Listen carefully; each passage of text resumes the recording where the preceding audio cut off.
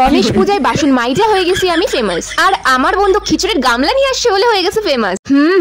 পুরো ভিডিওটা দেখো, তোমরা কিন্তু খুব মজা পাবে। গণেশ পূজার দিন চলে গেছি স্যারের বাড়িতে, আর স্যারের বাড়িতে আমরা গেছি একটু তো কাজকর্ম করতে হবে। কাজকর্ম তো তেমন কিছুই আমাদের করতে দিল না। আমার তো মনে হয় স্যারও বুঝে গেছে যে আমার দ্বারা কোনো কাজকর্ম হয় না, কাজের থেকে অকামি বেশি করবো, তাই হয়তো স্যার বলছে তুই বসে থাক না, তুই বসে থাক। আর এদিকে দেখো কে এসেছে, আমার বন্ধু হলুদ পাঞ্জাবি পরে হলুদ টুকটাকে বউ পটাতে। এই যে দেখা নাও সব কাম সরগুলো এক জায়গায় আছে কিন্তু। আর এরা যে কি গুজুর গুজুর ফুজুর ফুজুর করতেছে, এখানে আমরা সবাই মিলে অঞ্জলি দিতেছি। এবার কিন্তু গণেশ পূজায় খুব মজা করতেছি সবাই মিলে আমরা। আর এখন তোমরা ভাববে আমি ডাকু ভাই শাস্তি কেন, আসলে এখন যজ্ঞ হবে তো তাই মাথায় কাপড় দিতে লাগে। আর এটা দাও এটা দাও কি করে, আর এটা দাও কি করে, হয় পূজা হইতেছে নাকি কি হইতেছে এটা। আমরা কিন্তু খুব মজা করতেছি সবাই মিলে, আর এত সুন্দর করে পূজা হইলো না।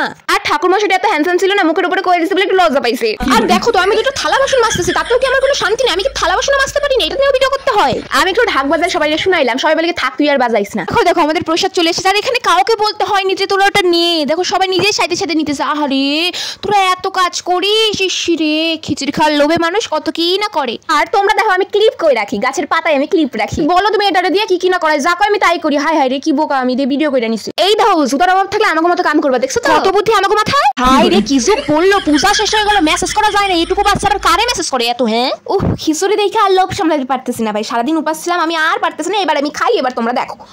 আরে বাপ রে আমার বন্ধু কি খাওয়াটাই না খাইতেছে রে, লজ্জা করিস না রে বন্ধু, ভালো করে খা খা।